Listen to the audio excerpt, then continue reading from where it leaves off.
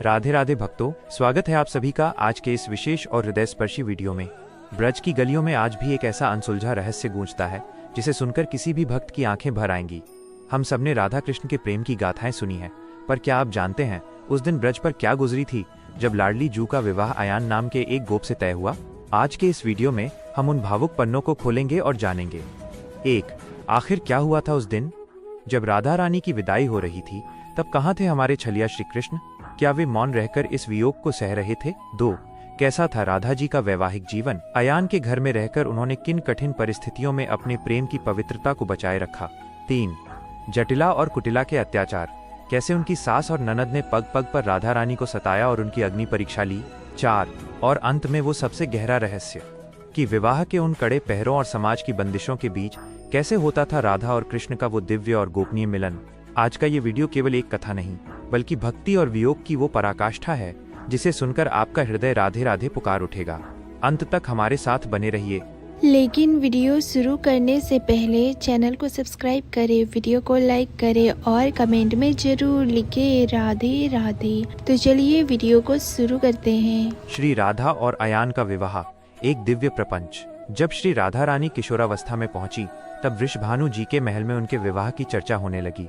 ब्रज की लोक मर्यादा के अनुसार एक कन्या का विवाह किसी प्रतिष्ठित गोप कुल में होना अनिवार्य था। अयान घोष अभिमन्यु का चयन। अयान घोष बरसाना के समीप ही जावट गांव के एक अत्यंत धनी और प्रभावशाली गोप थे। वे माता पार्वती के परम भक्त थे और स्वभाव से अत्यंत गंभीर थे। सामाजिक दृष्टि से वे राधा जी के लिए एक योग्य वर माने गए। वृषभानु जी ने कुल की प्रतिष्ठा और लोक रीति को देखते हुए अयान के साथ राधा जी का विवाह निश्चित किया। 2. विवाह के समय श्री कृष्ण कहाँ थे? यह प्रश्न हर भक्त के हृदय को कचोटता है कि जब उनकी प्राणप्रिया का विवाह किसी और से हो रहा था तब पूर्ण पुरुषोत्तम श्री कृष्ण क्या कर रहे थे? नंदगांव में मौन उपस्थिति। जिस समय बरसाना में राधा जी के विवाह की शहनाइयां बज रही थीं, श्री कृष्ण नंदगांव में थे। वे जानते थे कि ये सब उनकी अपनी योग माया का रचा हुआ एक नाटक है। लीला के सूत्रधार कृष्ण कोई साधारण मनुष्य नहीं थे जो विलाप करते, वे तो स्वयं इस लीला के निर्देशक थे। उन्होंने स्वयं योग माया को आदेश दिया था कि इस विवाह को संपन्न कराया जाए ताकि परकीय भाव, वो प्रेम जो बंधनों को तोड़कर किया जाए, की स्थापना हो सके। हृदय से मिलन। यद्यपि शरीर से कृष्ण दूर थे, किंतु आध्यात्मिक रूप से वे एक क्षण के लिए भी राधा जी से अलग नहीं थे। जिस समय अयान विवाह की रस्में निभा रहा था, कृष्ण अपनी सखा मंडली के साथ वन में गौचारण कर रहे थे, किंतु उनका ध्यान बरसाना की ओर ही था। रावल और बरसाना में विवाह की रस्में एक लौकिक नाटक। बरसाना की गलियों में शहनाइयां बजी, मंगल गीत गाए गए, लेकिन ये सब केवल छाया राधा के लिए था। माया का पर्दा। विवाह की हर रस्म, हल्दी, मेहंदी और पाणी ग्रहण बहुत ही धूमधाम से की गई, लेकिन वास्तव में वहां योगमाया ने एक ऐसा आवरण डाल दिया था कि किसी को सत्य का आभास नहीं हुआ। नाटक की पूर्णता। जटिला और कुटिला जैसी स्त्रियां खुश थीं कि उन्हें बरसाना की सबसे सुंदर वधू मिल रही है। यह दृश्य वैसा ही था जैसे रंगमंच पर कोई अभिनेता अभिनय करता है, हृदय कहीं और होता है और शरीर कहीं और। 3. विवाह के समय श्री कृष्ण की मनः स्थिति। जब बरसाना में विवाह की रस्में चल रही थीं, तब नंदगांव में बैठे साक्षात पूर्ण ब्रह्म श्री कृष्ण की स्थिति अत्यंत विचित्र थी। करुणा और विनोद। कृष्ण जानते थे कि ये केवल एक लीला है, फिर भी अपने भक्त अयान के मान की रक्षा के लिए वे मौन रहे। विरह का आनंद। कृष्ण ने इस विवाह को अनुमति दी क्योंकि वे जानते थे कि अब राधा जी के साथ मिलने के लिए उन्हें और भी गोपनीय तरीके अपनाने होंगे जिससे ब्रज रस की वृद्धि होगी। ब्रह्मा जी द्वारा करवाया गया भांडीर वन का दिव्य विवाह असली विवाह। संसार अयान के विवाह को सत्य मानता है, किंतु भक्तों के लिए असली विवाह भांडीर वन में हुआ था। अलौकिक मिलन। एक बार जब कृष्ण वन में थे तब घनघोर बादल छा गए। वहां ब्रह्मा जी प्रकट हुए। कृष्ण ने अपना किशोर रूप धारण किया और राधा जी वहां साक्षात गोलोक की स्वामिनी के रूप में प्रकट हुईं। भांडीर वट का साक्षी। उस विशाल वट वृक्ष के नीचे ब्रह्मा जी ने अग्नि प्रज्वलित की। यह कोई साधारण अग्नि नहीं, बल्कि दिव्य तेज था। भांडीर वन विवाह, जहां कृष्ण दूल्हा और राधा दुल्हन बनी। यह वो क्षण था जब प्रकृति और पुरुष एक हुए। दिव्य श्रृंगार। राधा जी के अंगों से दिव्य आभा निकल रही थी। ब्रह्मा जी ने स्वयं उनका कन्यादान किया। शाश्वत बंधन। कृष्ण ने राधा जी की मांग में सिंदूर भरा और उन्हें अपनी अर्धांगिनी के रूप में स्वीकार किया। यह विवाह किसी लौकिक पंडित ने नहीं, बल्कि सृष्टि के रचयिता ने स्वयं संपन्न कराया था। ब्रह्मा जी ने स्वयं पुरोहित बनकर मंत्रोच्चार क्यों किया? ब्रह्मा जी जानते थे कि राधा कृष्ण एक ही सत्ता हैं। वे जानते थे कि भविष्य में संसार राधा जी के चरित्र पर प्रश्न उठा सकता है। प्रमाण की स्थापना। ब्रह्मा जी ने स्वयं साक्षी बनकर ये सिद्ध किया कि राधा और कृष्ण शाश्वत पति पत्नी हैं। उन्होंने वेदों के उन मंत्रों का उच्चारण किया जो केवल गोलोक में सुने जाते हैं। अपराध बोध से मुक्ति। ब्रह्मा जी ने अपनी पुरानी भूल ब्रह्म विमोहन लीला के पश्चाताप के रूप में इस सेवा को स्वीकार किया था। अयान घोष के साथ विवाह केवल एक लोक दिखावा कैसे था। जैसे सूर्य की परछाई आग को नहीं जला सकती, वैसे ही अयान घोष का विवाह राधा जी के सतीत्व को स्पर्श नहीं कर सका। योगमाया का चमत्कार। जैसे ही विवाह की तिथि निकट आई, योगमाया ने श्री राधा जी के शरीर से एक छाया रिफ्लेक्टिव फॉर्म उत्पन्न की। असली राधा का अंतर्धान। मूल राधा जी मूला राधा अदृश्य होकर निकुंजों में कृष्ण के ध्यान में मग्न हो गईं। विवाह मंडप में जो वधू बैठी थी, जिसे हल्दी लगी, जिसने अग्नि के फेरे लिए, वो केवल एक दिव्य प्रतिबिंब था। अयान का भ्रम। अयान घोष और पूरे ब्रजमंडल ने उस छाया को ही असली राधा समझा। इस प्रकार राधा जी की पवित्रता पर आंच आए बिना संसार की मर्यादा भी बच गई और अयान की तपस्या भी पूर्ण हुई। विवाह के समय का वातावरण। बरसाना में उत्सव का माहौल था, लेकिन प्रकृति मौन थी। कहते हैं कि उस दिन यमुना का जल स्थिर हो गया था और पक्षियों ने चहकना बंद कर दिया था। भक्त कवि कहते हैं कि कृष्ण ने उस दिन अपनी बांसुरी नहीं बजाई, क्योंकि बांसुरी की तड़प राधा जी के विरह को असहनीय बना देती। विवाह संपन्न होने के बाद छाया राधा अयान के साथ जावट चली गई। अयान की माता जटिला और बहन कुटिला ने उनका स्वागत किया। विवाह के बाद का जीवन, जावट की लीलाएं। 1. जावट गांव। विवाह के बाद राधा जी का निवास स्थान। बरसाना की लाडली जी, जो महलों में पली बढ़ी थी, विवाह के नाटक के पश्चात जावट जगतवट नामक गांव में रहने आईं। त्याग की प्रतिमूर्ति। जावट गांव राधा जी के त्याग का प्रतीक है। यहाँ वे एक साधारण वधू बनकर रहीं। लीला का केंद्र। जावट वो स्थान बना जहाँ कृष्ण को पाने के लिए राधा जी को कड़े पहरों और सामाजिक बाधाओं का सामना करना पड़ा। भक्तों के लिए जावट आज भी एक अत्यंत पवित्र तीर्थ है, जहाँ की मिट्टी में राधा जी के विरह के आंसू मिले हुए हैं। जटिला और कुटिला के संदेह और राधा जी की अग्नि परीक्षा। राधा जी की सास जटिला और ननद कुटिला साक्षात संदेह और ईर्ष्या का स्वरूप थी। कठोर पहरे। वे सदा इस ताक में रहती थीं कि राधा जी को कृष्ण के साथ पकड़ सकें। वे उन्हें घर से बाहर निकलने नहीं देती थीं। अग्नि परीक्षा। कच्चे घड़े की लीला। एक बार जटिला ने राधा जी की पवित्रता की परीक्षा लेने के लिए उन्हें एक कच्चा घड़ा दिया जिसमें अनेक छेद थे और कहा कि यदि तुम सती हो तो यमुना से इसमें जल भर कर लाओ। राधा जी ने कृष्ण का स्मरण किया और वो कच्चा घड़ा पत्थर जैसा मजबूत हो गया और एक बूंद जल भी नीचे नहीं गिरा। ये चमत्कार देख पूरा ब्रज चकित रह गया। अयान घोष का कृष्ण के प्रति द्वेष और राधा जी की रक्षा। अयान घोष हालांकि एक तपस्वी का अंश था, लेकिन योगमाया के प्रभाव से वो कृष्ण को अपना शत्रु और प्रतिद्वंद्वी मानता था। ईर्ष्या की अग्नि। अयान को लगता था कि कृष्ण उसके कुल की प्रतिष्ठा को हानि पहुंचा रहे हैं। वह कई बार कृष्ण को मारने या उन्हें अपमानित करने की योजना बनाता था। कृष्ण की ढाल। हर बार जब अयान राधा जी पर क्रोध करता या कृष्ण को पकड़ने का प्रयास करता, तो कृष्ण अपनी लीला से राधा जी का सम्मान बचा लेते थे। भगवान ने अयान के क्रोध को भी अपनी लीला का हिस्सा बना लिया। जब अयान ने कृष्ण और राधा को साथ देखा, तब क्या चमत्कार हुआ। एक बार कुटिला ने अयान को भड़काया कि राधा जी उपवन में कृष्ण के साथ हैं। अयान क्रोध में हाथ में नंगी तलवार लेकर दौड़ा। प्राणों का संकट। राधा जी भयभीत हो गईं, क्योंकि अयान वध करने के उद्देश्य से आ रहा था। लीला का परिवर्तन। जैसे ही अयान वहां पहुंचा, कृष्ण ने अपनी माया फैलाई। अयान को वहां कृष्ण नहीं बल्कि उसकी कुलदेवी दिखाई दी। वो हक्का बक्का रह गया और तलवार फेंककर चरणों में गिर पड़ा। काली माता का रूप। जब कृष्ण राधा की रक्षा के लिए काली बन गए, ये जावट की सबसे प्रसिद्ध और रोमांचकारी लीला है। विराट परिवर्तन। जब अयान ने निकुंज में प्रवेश किया, तो श्री कृष्ण ने राधा जी की रक्षा के लिए तत्काल श्याम वर्ण की काली माता का रूप धारण कर लिया। राधा जी काली माँ के चरणों में फूल चढ़ाने लगी। अयान का उद्धार। अयान घोष काली माता का परम भक्त था। अपने आराध्य को साक्षात पाकर वो भाव विभोर हो गया। उसने राधा जी से क्षमा मांगी कि उसने उन पर संदेह किया। आज भी ब्रज में कौतुक बिहारी और काली माँ के रूप में कृष्ण की पूजा होती है। राधा जी का रसोई बनाना और कृष्ण का अदृश्य रूप में भोग लगाना। जावट में राधा जी का जीवन एक निरंतर सेवा थी। अमृत समान भोजन। राधा जी जब रसोई में भोजन बनाती थीं, तो उसकी सुगंध स्वर्ग तक पहुंचती थी। जटिला को लगता था कि राधा जी परिवार के लिए भोजन बना रही हैं। चोरी चोरी भोग। श्री कृष्ण अदृश्य रूप में खिड़की से या पक्षी बनकर रसोई में आते थे और राधा जी के हाथों से बना भोजन पाते थे। कई बार तो वे ग्वाल बालों के साथ भेष बदलकर भी आ जाते थे। राधा जी की रसोई साक्षात अन्नपूर्णा का भंडार थी। जावट में आज भी मौजूद राधा जी के ससुराल के अवशेष। जावट गांव आज भी उन दिव्य स्मृतियों को संजोए हुए है। राधा रानी मंदिर। जहां कभी जटिला का घर था, वहां आज एक भव्य मंदिर है। किशोरी वट और कुआं। वो स्थान जहाँ राधा जी पानी भरने जाती थी और जटिला उन पर पहरा देती थी, आज भी भक्तों को रोमांचित करता है। वहाँ की दीवारों और पत्थरों में आज भी राधा नाम की गूंज सुनाई देती है। 8. ससुराल की बाधाओं के बीच पनघट लीला का महत्व।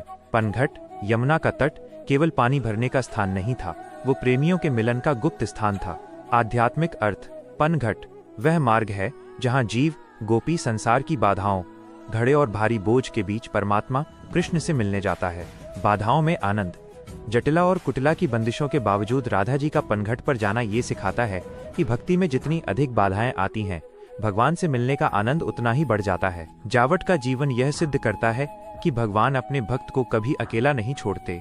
भले ही समाज शत्रु बन जाए, भले ही परिवार संदेह करे, लेकिन यदि हृदय में कृष्ण प्रेम है तो भगवान काली बनकर भी आपकी रक्षा के लिए दौड़े आएंगे। छाया राधा और मूल राधा के बीच का आध्यात्मिक संबंध।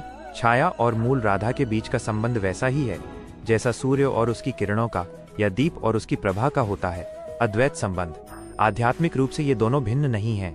छाया राधा कोई बाहरी स्त्री नहीं थी, बल्कि मूल राधा की इच्छा शक्ति का ही विस्तार थी। मूल राधा ह्लादिनी शक्ति हैं जो कृष्ण को आनंद प्रदान करती हैं, जबकि छाया राधा उस शक्ति का मर्यादा स्वरूप है जो संसार को शिक्षा देने के लिए प्रकट हुआ। संवेदनाओं का जुड़ाव। हालांकि दोनों के कार्य क्षेत्र अलग थे, लेकिन उनकी चेतना एक थी। मूल राधा जी निकुंज में जो सुख अनुभव करती थीं, उसका सूक्ष्म अंश छाया राधा को शक्ति प्रदान करता था। यह संबंध बिंब प्रतिबिंब जैसा था। यदि बिंब मूल राधा मुस्कुराती थी तो प्रतिबिंब छाया राधा के मुख पर भी वही चमक आ जाती थी। प्रेम का वितरण। मूल राधा जी ने अपने विरह और प्रेम की तीव्रता को 2 भागों में बांट दिया था। छाया राधा ने उस विरह को सहा जो समाज के बीच रहकर होता है, और मूल राधा ने उस विरह का आस्वादन किया जो भगवान के सानिध्य में भी मिलन की तड़प के रूप में बना रहता है। क्यों अयान घोष कभी छाया राधा को स्पर्श नहीं कर पाया?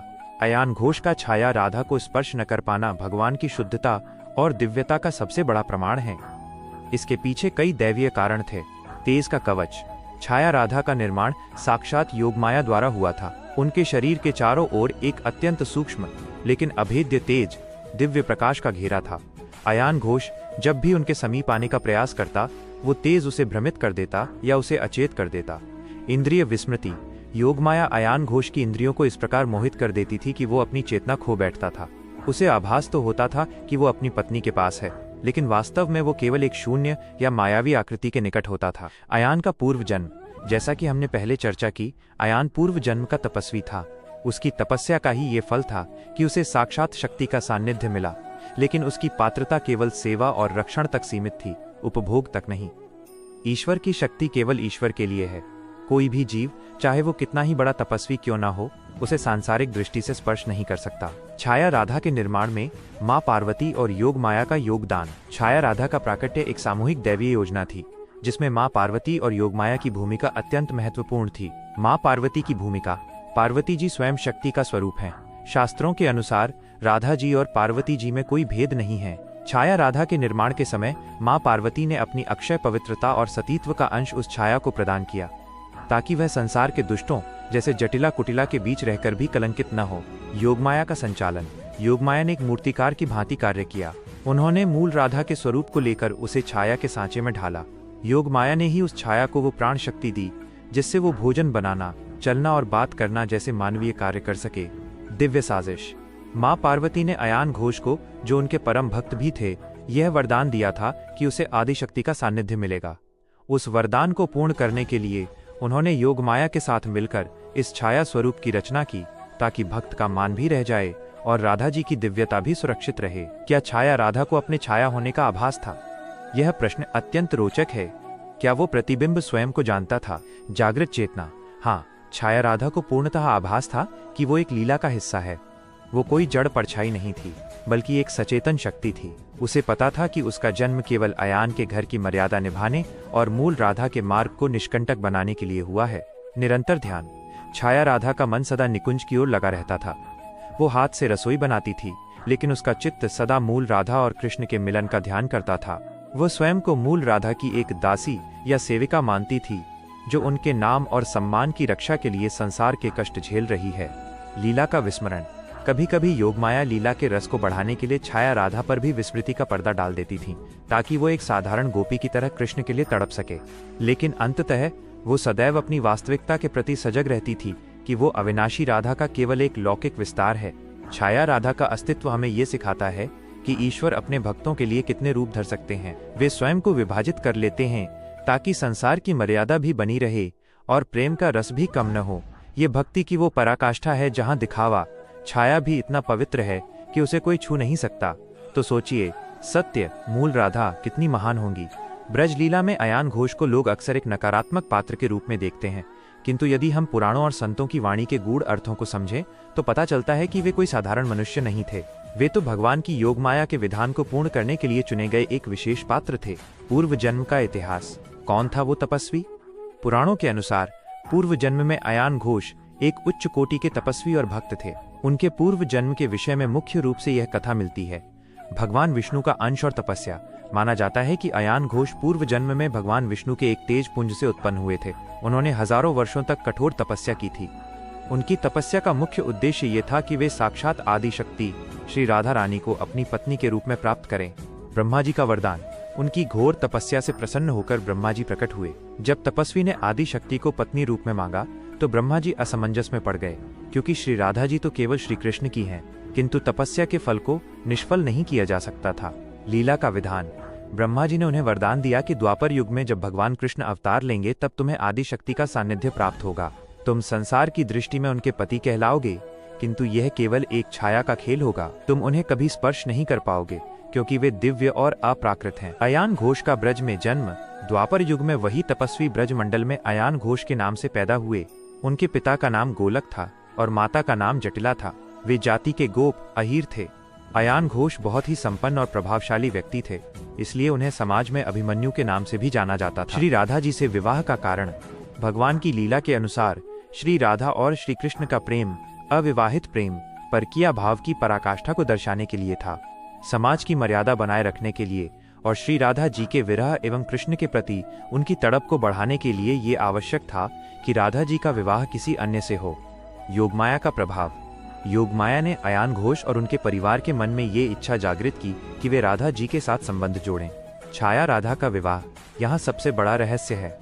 साक्षात राधा जी, मूल राधा, कभी अयान घोष के घर नहीं गईं। विवाह की वेदी पर जो बैठी थीं, वे छाया राधा थीं। मूल राधा जी तो सदा श्री कृष्ण के हृदय में और निकुंजों में ही विराजमान रहीं।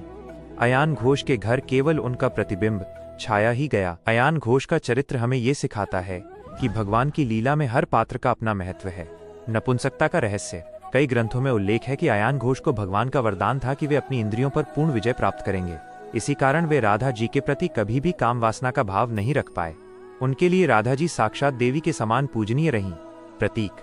अयान घोष उस अहंकार का प्रतीक हैं जो जीव और ईश्वर के बीच खड़ा रहता है, लेकिन जब वो अहंकार अयान समर्पित हो जाता है तो वही भगवान की लीला का रक्षक बन जाता है। अयान घोष कोई शत्रु नहीं, बल्कि वो महान आत्मा है जिसने भगवान की विरह लीला को सफल बनाने के लिए स्वयं को एक कठिन भूमिका में झोंक दिया। उनके बिना ब्रज की यह परकीय भाव की लीला पूर्ण नहीं होती।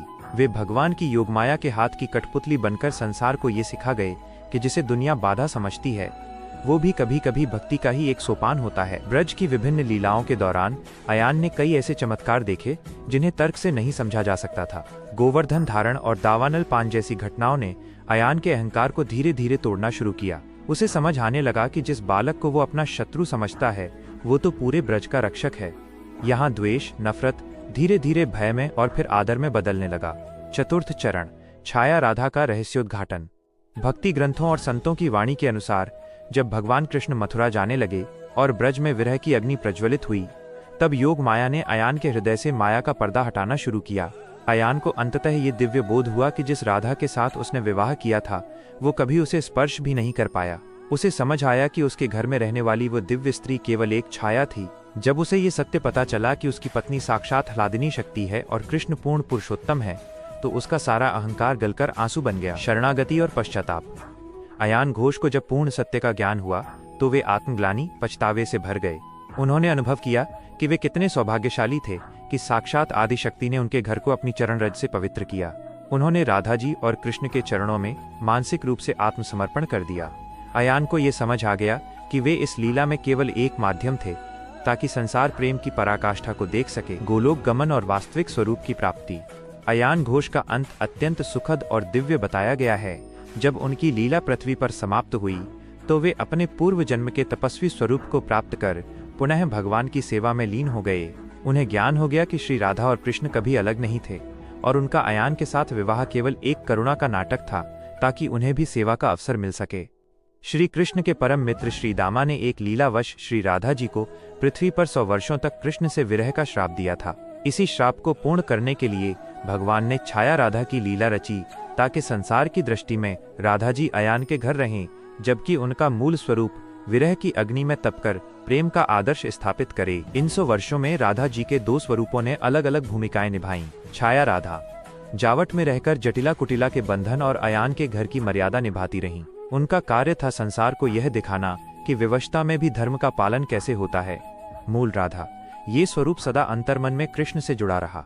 मूल राधा जी ने इन 100 वर्षों को मानसिक मिलन और बाहरी विरह में व्यतीत किया। वे ब्रज के निकुंजों में कृष्ण की याद में अश्रु बहाती रहीं, जबकि कृष्ण मथुरा और द्वारका में रहकर शासन कर रहे थे। यह 100 वर्ष ब्रजवासियों और राधा जी के लिए एक युग के समान थे। जब कृष्ण मथुरा चले गए तो छाया राधा ने विरह का वो रूप जिया जो एक ग्रामीण वधू का होता है। मूल राधा ने महाभाव की उस अवस्था को प्राप्त किया जहां उन्हें जड़ चेतन सब में कृष्ण ही दिखाई देते थे। उन्होंने कुरुक्षेत्र के मिलन तक इस तड़प को जीवित रखा। मिलन की घड़ी, कुरुक्षेत्र का पावन संगम। वह ऐतिहासिक क्षण तब आया जब सूर्य ग्रहण के अवसर पर समस्त भारतवर्ष के राजा और ब्रजवासी कुरुक्षेत्र में एकत्रित हुए। यहाँ द्वारकाधीश कृष्ण और ब्रज की राधा का मिलन हुआ। इसी स्थान पर छाया और मूल राधा के मिलन की प्रक्रिया प्रारंभ हुई। जब राधा जी ने कृष्ण को ऐश्वर्यशाली द्वारकाधीश के रूप में देखा तो उनके हृदय में पुनः वही वृंदावन वाला मुरली मनोहर रूप जागृत हुआ। छाया राधा का मूल स्वरूप में विलीनीकरण, महामिलन, यह इस लीला का सबसे रहस्यमयी क्षण है। जब 100 वर्षों की अवधि समाप्त हुई और श्राप का अंत हुआ, तब योग माया ने अपनी शक्ति समेटी। मिलन का समय, कुरुक्षेत्र से वापस ब्रज लौटते समय या कुछ शास्त्रों के अनुसार गोलोक गमन के क्षण, छाया राधा धीरे धीरे धूमिल होने लगी। जैसे ही कृष्ण ने राधा जी को पूर्णतः अपने हृदय से लगाया, छाया राधा का वह अस्तित्व जो केवल अयान के घर की मर्यादा के लिए था, मूल राधा की दिव्य कांति में समा गया। जैसे दीप की लौ में उसका प्रतिबिंब समा जाता है, वैसे ही छाया स्वरूप मूल ह्लादिनी शक्ति में विलीन हो गया। अब कोई छाया नहीं बची थी, केवल साक्षात राधा जी थीं। मिलन के बाद गोलोक की वापसी, छाया और मूल स्वरूप के एक होने के बाद राधा कृष्ण का वो युगल स्वरूप पुनः अपनी नित्य लीला में प्रविष्ट हुआ। 100 वर्षों का वह वियोग यह सिद्ध करने के लिए था कि आत्मा राधा और परमात्मा कृष्ण चाहे 100 वर्ष अलग रहें या 100 युग, अंततः उन्हें एक ही होना है। 100 वर्षों का ये समय हमें सिखाता है कि 1. धैर्य, प्रेम में प्रतीक्षा ही सबसे बड़ी साधना है। माया का अंत है छाया, माया का अंत निश्चित है, केवल मूल सत्य ही शेष रहता है। 3. पूर्णता, जीव जब तक अपनी छाया, सांसारिक पहचान को छोड़कर मूल ईश्वरीय अंश में नहीं मिलता, तब तक उसे शांति नहीं मिलती। राधा जी के इन 2 स्वरूपों का मिलन वास्तव में जीव का ईश्वर में विलय